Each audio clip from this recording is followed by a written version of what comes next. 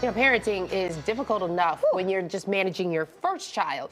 It becomes infinitely much more complicated when you're managing siblings. Clinical psychologist and author Dr. John Duffy joins us now to share some important tips for parenting siblings. Thanks so much for being here. Hey, thanks for having me, guys. Full disclosure, I kicked off this conversation because I actually saw a post on social media of a mom who was struggling with her kids who did not get along. Right. And I have a similar problem in my house.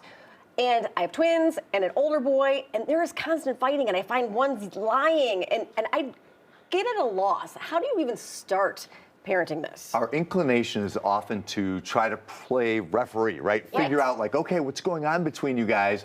Let me figure out where the blame is, and we'll have a consequence or a punishment. Really, what we're looking to do is for the aggrieved child, they're telling you something in their behavior, right? If they're saying, if they're the problem, they're telling you, I need more attention in a different way. Oh. So if you can get your mind out of the punishment consequence zone and into the problem solving zone with that child, that child needs something they're not getting. And their behavior is screaming that to you. Okay. So you really want to focus on that. Okay, so one thing you mentioned in your tips, and I hear this in my head from my own father, life is not fair.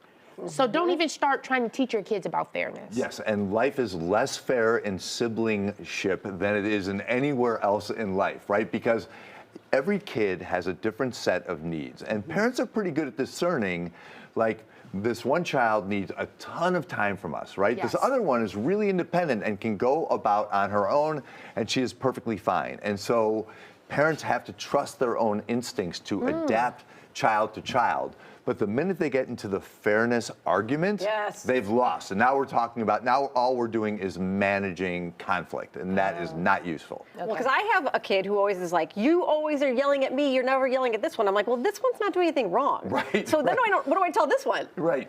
So you really want to focus on the strengths. Listen, if your kids are misbehaving, you get to have punishments, you get to have consequences. I have no problem with that. But you want to focus on their strengths as well. And some kids have really conventional strengths where they're easy to raise, right? Yeah. They're getting the grades and they're not misbehaving and they're doing the chores and doing all the things you want them to do. For those kids who are a little less conventional and aren't doing those things we want them to do, we have to focus at least some of the time on the things they do really, really well, or on what we believe their strengths are, because their self-esteem is built in large part on how we reflect to them. Got it. Okay, all right. Well, it was funny because she talked about how the kids, fight all the time and how they don't get along. Well, in my house, we're like, you're sisters. You should love each other. Why don't you love each other? You should love each other. You're best friends. Right. Right. No, that is not, right. This is something we want as parents, right? This is a very kind of Brady Bunch-esque kind of way of looking at it, like, be best buddies.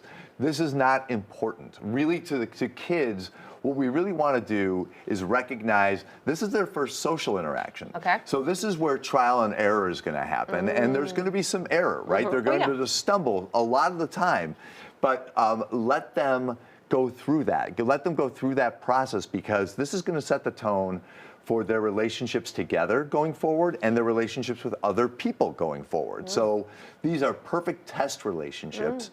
So let them unravel that and figure it out on their own, and don't force the best friend thing. That never works. Well, because I know you say encourage play and connection. Yes. But in my head, I'm like, okay, but the more they play together, the more they fight and the more I have to ref. Yeah, you don't have to ref all the time. Yeah. Some of that fighting and figuring out like how to navigate that on their own, the key to parenting is competence and resilience, right? Yep. And some of that is we don't have to solve every problem for them. We can step way back.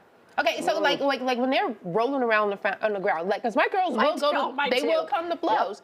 I just let them go until somebody's about to get hurt. Yes. And my husband thinks I'm crazy. I don't think you're crazy. Okay. I think as long as nobody's getting hurt, you can let the law of the familial jungle take care of things, and they will manage things on their own by and large. That fight can only last so long. They only have so much energy to spend. Yes. Okay. But you do say require respect. The most important rule in your household is we respect one another, including you and your siblings. So that's the main thing. You can require respect. You can't require you have to be best friends, you have to get along all the time, but you have to respect one another because this is what we do. And this is like a key lesson in life we want them to carry forward forever. Yeah. These are good. I mean, because sometimes you know, and we were just talking about this before the segment started. We feel as parents we're failing at every time. If the kids are screaming all the time, or if they're doing this.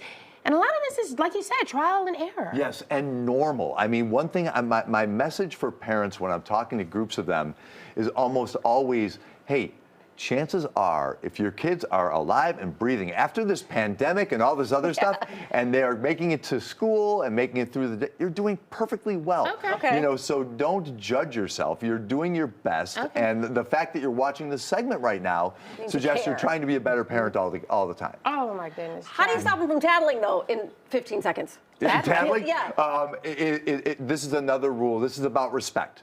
And tattling is like, this is off limits. This is not respectful to your, and you guys get to have a little culture unto yourselves. I like that. Make your own little village and keep mom and dad out of it. Yes. Yeah, it's a good one.